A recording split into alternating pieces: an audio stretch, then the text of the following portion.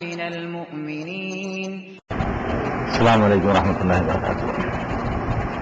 الحمد لله نحمده ونستعينه ونستغفره ونؤمن به ونتوكل عليه ونعوذ بالله من شرور أنفسنا ومن سيئات أعمالنا من يهده الله فلا مضل له ومن يضلله فلا هادي له وأشهد أن لا إله إلا الله وحده لا شريك له وأشهد أن محمدا عبده ورسوله أما بعد. கண்ணியத்திற்குரிய எல்லாம் வல்ல அல்லாஹு சுப்ஹானஹு வ தஆலாவின் நல்லடியார்களே, அல்லாஹுடைய பேரருளால் ஞாயிற்றுக்கிழமை தோறும் மறைகூறும் இறை தூதர்கள் என்ற தலைப்பின் கீழ் நபிமார்களுடைய வரலாறுகளை பற்றி நாம் அறிந்து வருகிறோம். கடந்த சில வாரங்களாக மூசா நபியுடைய வரலாற்றையும், சென்ற வாரம் தாவூத் அலைஹிஸ்ஸலாம் அவர்களுடைய வரலாற்றையும் நாம் அறிந்தோம். இன்றைய தினம் தாவூத் அலைஹிஸ்ஸலாம் அவர்களுடைய மகன் சுலைமான் அலைஹிஸ்ஸலாம் அவர்களுடைய வரலாற்றை பற்றி அறிந்து கொள்ளவிருக்கிறோம்.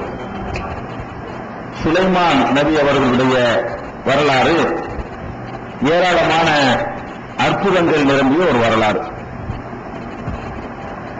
அவர்கள் அல்லாஹ் ரப்பல் ஆலமீன் திருமறை குர்ஆனில் 27வது அத்தியாயத்திலே 19வது வசனத்திலே சொல்லும் பொழுது, அவரும் அவருடைய பெற்றோர்களுமே நல்லடியார்களாக திகழ்ந்தார்கள் என்று அல்லாஹ் குறிப்பிடுகிறார்.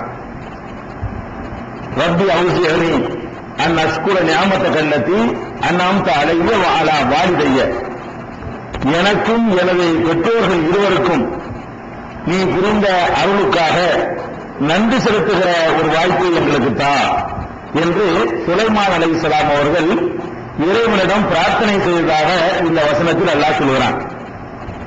இதை ஏன் நம்ம குறிப்பிட்டு சொல்கிறோம் என்று சொன்னால், சுலைமான் அலைஹிஸ்ஸலாம் அவர்களை பொறுத்த வரைக்கும் அவங்க ஒரு தவறான முறையில் பிறந்ததாகத்தான் மற்ற முந்தைய வேதக்காரர்கள் குறிப்பிடுகிறார்கள்.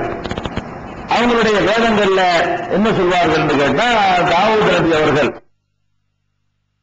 சென்ற வாரமே சொல்லியிருக்கிறோம், உரியா என்பவருடைய மனைவியோடு தவறான முறையில அவர் கைப்பற்றிக்கிட்டு அந்த உரியா என்ற பெண்ணை தனக்கு சொந்தமாக்கி கொண்டார்.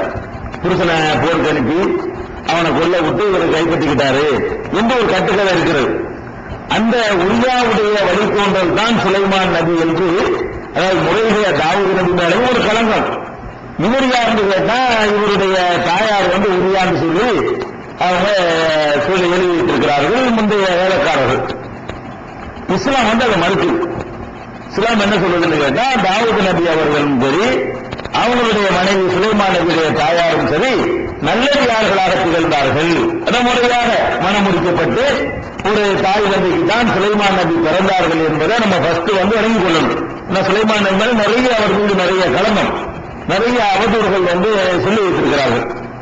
அப்ப இந்த எனக்கும் என்னுடைய தாய் தந்தை இருவருக்கும் நீ அருள் புரிந்ததற்காக வேண்டி நன்றி செலுத்தக்கூடியவனாக என்னை ஆக்குன்னு அவங்க கேட்டதிலிருந்து, இவர் எப்படி நல்லடியாராக இருந்தாரோ அது மாதிரியே உங்களுடைய தாயாரும் தந்தையரும் நல்லடியார்களாக திகழ்ந்தார்கள் என்பதை ஃபர்ஸ்ட் நம்ம வழங்கிக் கொள்ளணும்.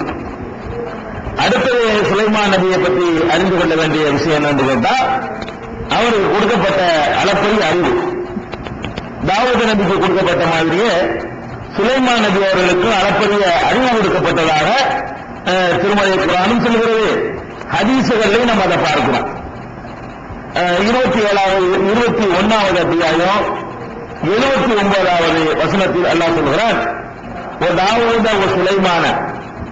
தாவூது சுலைமான் ரெண்டு பேரை பற்றியும் நீங்கள் நினைவு கூறுங்கள்.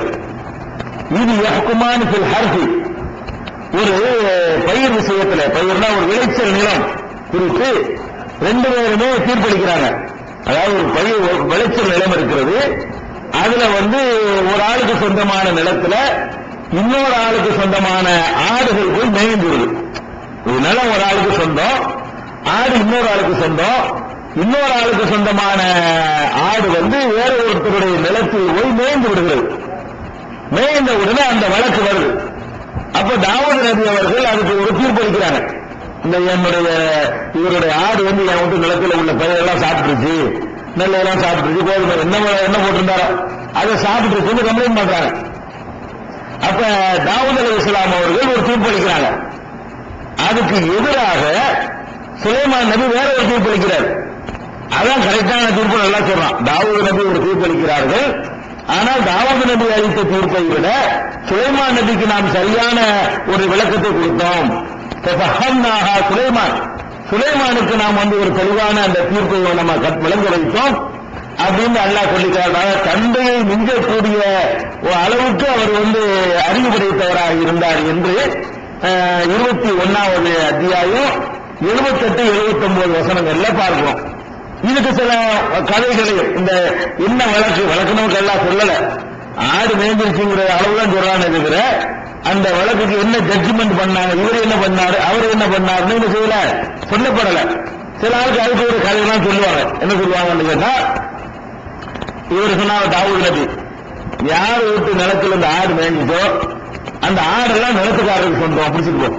உன் வீட்டு நிலத்துல மேய்ஞ்சிருச்சா இல்லையா, அதனால அந்த ஆட்டை ஒழுங்கா கட்டி வைக்காததுனால இந்த ஆட்டை புறாத்தையும் நீ எடுத்துட்டான்னு சொல்லி நிலத்துக்காரருக்கு சொந்தமாக தீர்ப்பளிச்சுட்டாராம் அவரு.